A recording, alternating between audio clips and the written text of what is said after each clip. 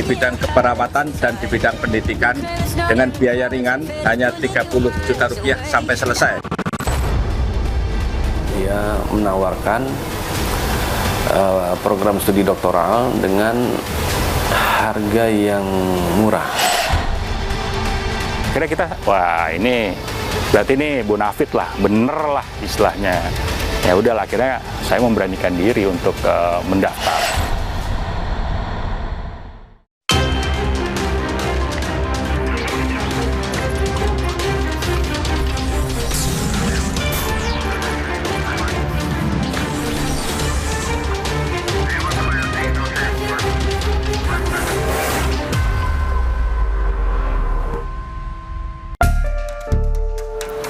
Ya saudara, sekitar lebih dari 200 orang menjadi korban penipuan beasiswa doktoral ke Filipina. Diketahui para pendaftar diiming-imingi oleh seorang profesor yang mengaku hanya perlu mendaftar 30 juta rupiah. Simak liputan selengkapnya agar Anda tak jadi sasaran berikutnya.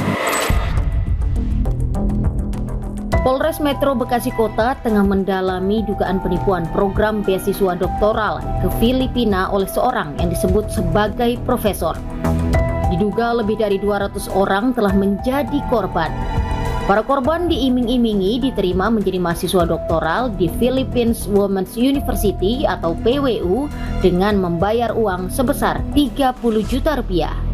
Karena modus dari terlapor itu sama, dia menawarkan program studi doktoral dengan harga yang murah.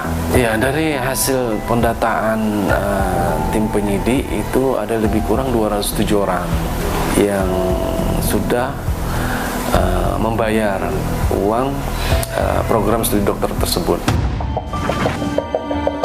Video seorang pria berinisial BTC yang menawarkan program beasiswa parsial jenjang doktoral ke Philippines Women's University bertebaran di media sosial pada akhir 2023. Banyak orang ingin menjadi dokter, tapi terkendala oleh permasalahan, terutama masalah biaya. BTC mengaku sebagai Direktur PT Pelatihan dan Sertifikasi Indonesia, agensi menangani penyaluran beasiswa, sekaligus mengaku sebagai visiting profesor di universitas tersebut. Ia mengimingi biaya murah selama perkuliahan. Kami menawarkan program doktor di bidang bisnis, di bidang keperawatan, dan di bidang pendidikan dengan biaya ringan hanya 30 juta rupiah sampai selesai. Peminat pun bermunculan dan berbondong-bondong mendaftar.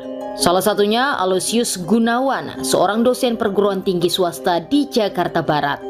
Aloysius mengaku dirinya tertarik saat melihat iklan BTC di media sosial. Aloysius kemudian menghubungi BTC melalui nomor yang tertera pada video tersebut.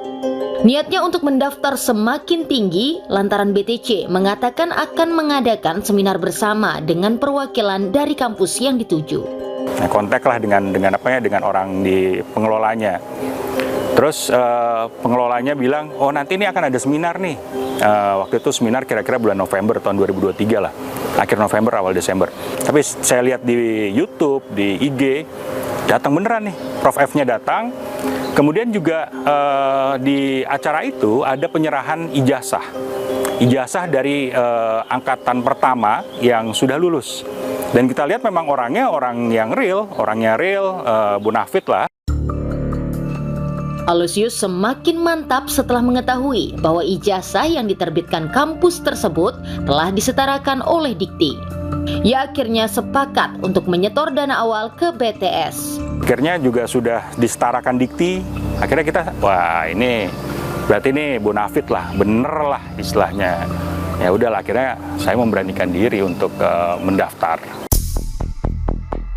Tak hanya Aloysius, RL, seorang dosen perguruan tinggi swasta di Sukabumi, Jawa Barat, juga tertarik mendaftar setelah melihat penawaran BTC di media sosial.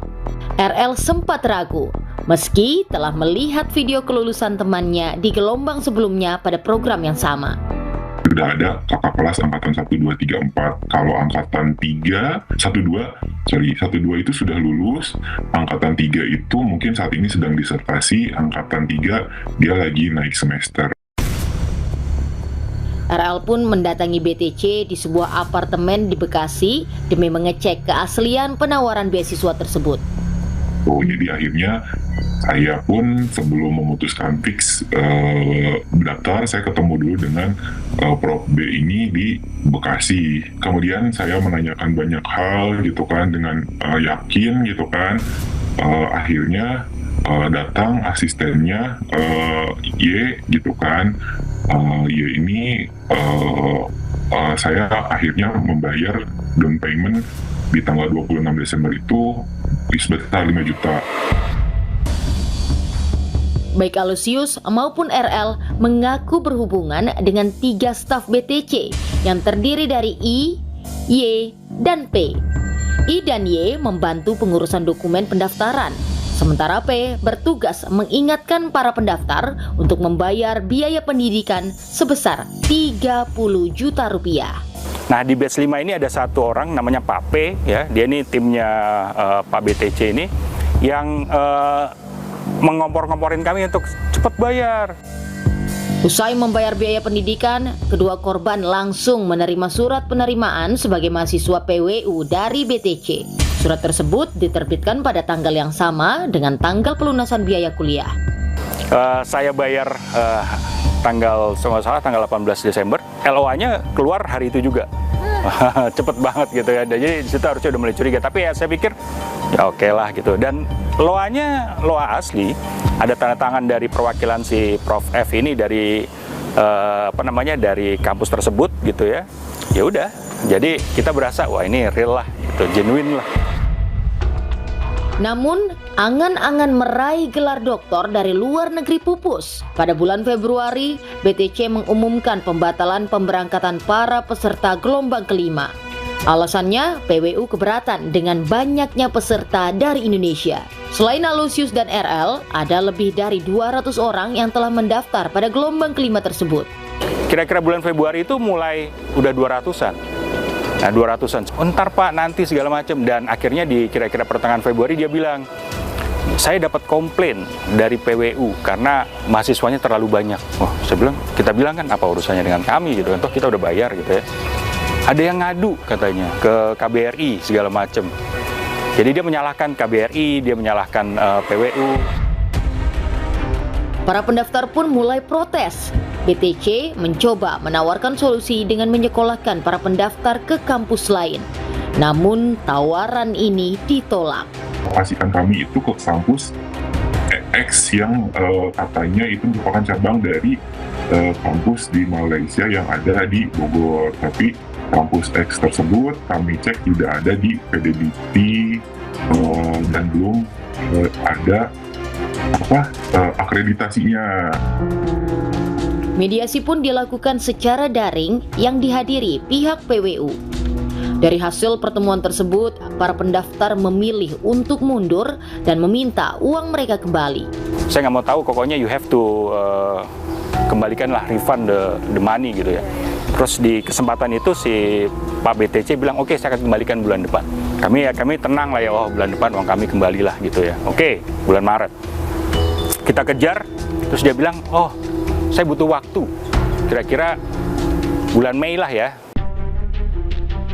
Namun pada Mei, uang pendaftaran tak kunjung dikembalikan. Akhirnya Aloysius melaporkan BTC ke polisi. Kepada polisi, BTC mengaku biaya pendidikan dari para pendaftar dipakai untuk bisnis trading. Dari hasil pemeriksaan terlapor yang mengakui uangnya memang uang dari para peserta doktoral ini dia terima, dan kemudian uang ini dia gunakan untuk trading. Nah, seperti itu. Jadi unsur-unsur pasal 372 dan 378-nya terpenuhi, Mbak, untuk sampai saat ini. Lantas, mengapa para korban dengan mudahnya terperdaya oleh iming-iming diterima sebagai mahasiswa S3? Pasti mereka akan menuntut fleksibilitas. Makanya kalau ada yang jualan fleksibilitas untuk S3 pasti laku.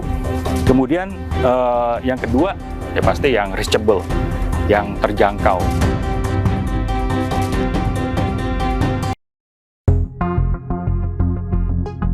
Sebanyak 208 calon mahasiswa doktoral terperdaya tawaran program beasiswa S3 ke sebuah kampus di Filipina.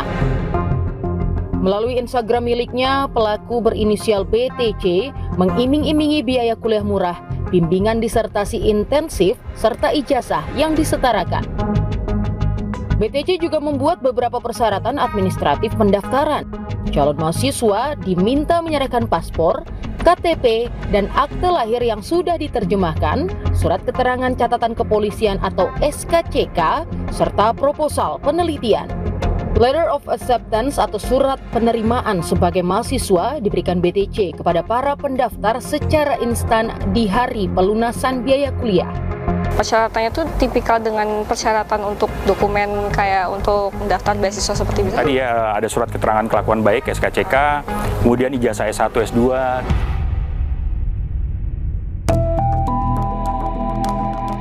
Kepala Program Studi S3 Ilmu Komunikasi Universitas Pajajaran menilai ada kejanggalan dengan tidak disertakannya syarat kemampuan bahasa Inggris. Menurutnya, tanpa syarat tersebut, Letter of Acceptance atau LOA tidak mungkin dikeluarkan. Persyaratannya tidak cukup hanya ijazah, SKCK, dan seterusnya. Misalkan skor TOEFL-nya berapa. Ya.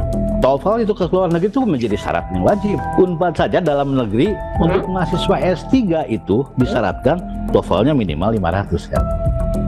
Itu jadi syarat utama. Kalau ngelamar tanpa itu, jangan harap mendapat LOE dari calon ketua promotor. Dadang mencurigai LOE yang diberikan BTC kemungkinan palsu. Hanya percaya karena adanya ini bukti fisik LOE seperti ini. Gitu. Yang kayak begini kan zaman sekarang bisa diedit, bisa macam-macam ya. Tim sasaran mendapatkan rekaman suara BTC dari salah satu korban yang bernama RL. Dalam rekaman tersebut, BTC menjelaskan sengkarut pengembalian dana milik para pelamar beasiswa doktoral yang ia tawarkan. Jadi menurut saya bisnis kita ini masih cuma ada masalah saja lah. Masalahnya kan masalah waktu. Ya kan masalahnya kan akan dapat uang 9 miliar pada tanggal 31 Maret. Berarti kan ini kosong, ini bukan berarti kita nggak punya uang, duitnya itu dikompor, diputar, tiga jasa. Menurut RL, BTC tidak pernah menyetorkan uang kuliah dari calon mahasiswa ke pihak kampus. Hal ini ia ketahui langsung dari perwakilan Philippine Women's University. Saya itu beberapa kali, dan saya termasuk yang agak sedikit aktif dengan Prof F ya, yang dari PWU perwakilan yang namanya dan menandatangani LOA yang saya terima gitu kan. Nah itu saya sempat telepon lama sekali dengan beliau, dan beliau bilang bahwasanya beliau tidak menerima uang, tapi kan beliau ada tanda tangannya di situ. Kepada RL, pihak kampus juga mengaku tak memiliki hubungan dengan kasus yang dihadapi BTC. Kami sempat beberapa kali, malah 2 kali mengadakan Zoom, dan dia bilang bahwa saya nggak ada hubungannya dengan ini ya. Ini memang skemanya Dr. B. Dia bilang kalau ini Dr. B lah yang harus Anda minta pertanggungjawabannya gitu.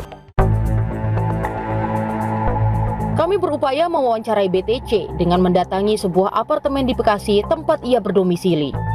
Di apartemen ini, BTC menggelar pertemuan dengan para pendaftar. Pengurusan administrasi pendaftaran hingga transaksi biaya kuliah juga dilakukan di tempat ini. Kami juga mendapatkan nomor telepon BTC dan berusaha menghubunginya. Saudara, saya sedang berada di salah satu apartemen di daerah Bekasi, dan apartemen ini menurut penelusuran kami tim sasaran merupakan tempat dari Profesor BTC yang mengaku bisa memberikan beasiswa doktoral kepada beberapa calon mahasiswa melalui media sosial. Sebelumnya saya akan mencoba untuk mengkontak Profesor ini dulu, apakah dia memang masih bisa dihubungi melalui kontak yang tertera di media sosialnya dia, saudara. Ikuti kami. Halo? Tekan 1, 3, atau 5 untuk meninggalkan pesan suara.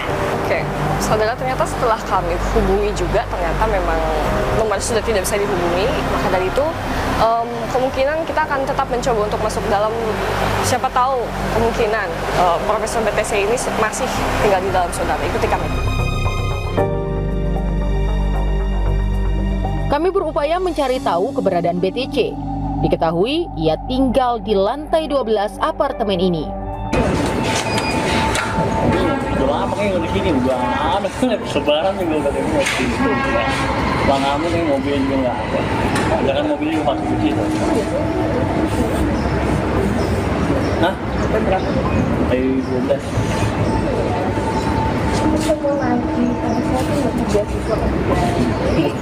Sebelum lebaran banyak makanya dia bilang tadi 10 kali atau 5 ada kali hampir 10 orang. Iya sih. Saya udah lama habis lebaran kita udah ngerti lagi. Berdasarkan penelusuran kami, melalui pangkalan data pendidikan tinggi, BTC adalah rektor program studi manajemen di sebuah perguruan tinggi di Jakarta Timur. BTC pun mendapat gelar tertinggi yakni doktor pada 1988 dari sebuah universitas luar negeri di Hawaii. Banyak kejanggalan dalam proses pendaftaran beasiswa doktoral yang ditawarkan BTC, namun sejumlah korban tetap terperdaya. Tapi jangan lupa, kalau urusan dengan rekrutmen mahasiswa yang akan berbeasiswa, tidak mungkin personal, Mbak. Saya Bambang Tricahyono mau menawarkan sebuah program doktor kepada saudara. Tapi jangan lupa, kalau urusan dengan rekrutmen mahasiswa yang akan berbeasiswa, tidak mungkin personal, Mbak. Tidak mungkin perorangan. Gitu. Pasti ini institusi yang menawarkan. Pasti mereka akan menuntut fleksibilitas, makanya kalau ada yang jualan fleksibilitas untuk S3 pasti laku. Kemudian yang kedua ya pasti yang reachable, yang terjangkau.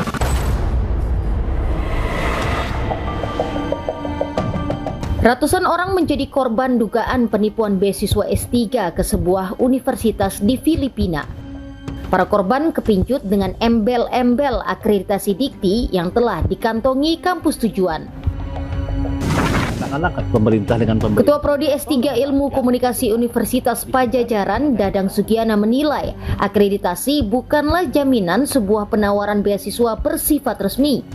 Menurutnya, penawaran beasiswa adalah hasil kerjasama antar pemerintah, alih-alih kerjasama perseorangan dengan kampus. Karena ini posisinya tidak perorangan, ya G2G-itunya, bahkan ini katakanlah pemerintah dengan pemerintah atau lembaga gitu kan, di kita dengan lembaga di sana. Jadi tetap ada payung kerjasama. Mungkin ini yang luput dari perhatian si para calon mahasiswa. Keburu apa namanya? Keburu, wah ini nih kok murah, bisa belajar di luar negeri gitu, seperti itu. Dadang menambahkan, penerimaan mahasiswa juga tidak dapat dilakukan perorangan, melainkan melalui jalur institusi dan dilanjutkan kepada mahasiswa. Tapi jangan lupa, kalau urusan dengan rekrutmen mahasiswa yang akan berbeasiswa, tidak mungkin personal, Mbak. Tidak mungkin perorangan. Gitu, pasti ini institusi yang menawarkan.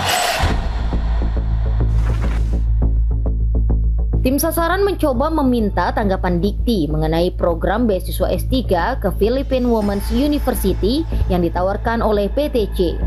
Namun permintaan kami belum mendapatkan respons. Polisi terus mendalami dugaan penipuan yang dilakukan BTC terhadap ratusan korbannya. BTC masih berstatus terlapor dan telah memenuhi panggilan sebagai saksi. Berawal dari laporan polisi tersebut, tim penyelidik melakukan penyelidikan, melakukan pemeriksaan sebanyak 4 saksi dan terlapor juga sudah diperiksa. Polisi mengimbau modus kejahatan serupa selalu ada di media sosial. Deteksi dini perlu dilakukan untuk menimbang setiap penawaran dengan biaya murah. Banyak korban-korban yang membuat laporan di polisi, di kantor polisi terkait dengan kasus penipuan melalui online. Perlunya semacam deteksi dini lah, seperti itu. Deteksi dini nih, ini kenapa nih kok bisa murah? Kalau bisa jangan langsung percaya, jangan mudah percaya juga, itu penting.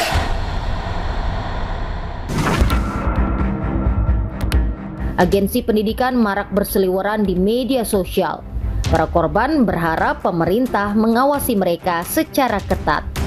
Mungkin peran pemerintah di sini adalah memastikan bahwa agensi-agensi pendidikan ini ya sama kayak PJTKI gitu. Jadi memang agensi yang sudah tersertifikasi saja yang boleh menyalurkan. Iklan tawaran kuliah jenjang doktor di luar negeri dengan beasiswa parsial memang tampaknya menggiurkan bagi sebagian orang yang memang berniat melanjutkan kuliah. Namun patut berhati-hati saudara dengan tawaran murah beasiswa pendidikan. Dan jangan segan-segan untuk melapor kepada pihak berwajib ketika ada indikasi tipu-tipu dalam penawaran beasiswa. Saya Alifiana Damalik, sampai jumpa.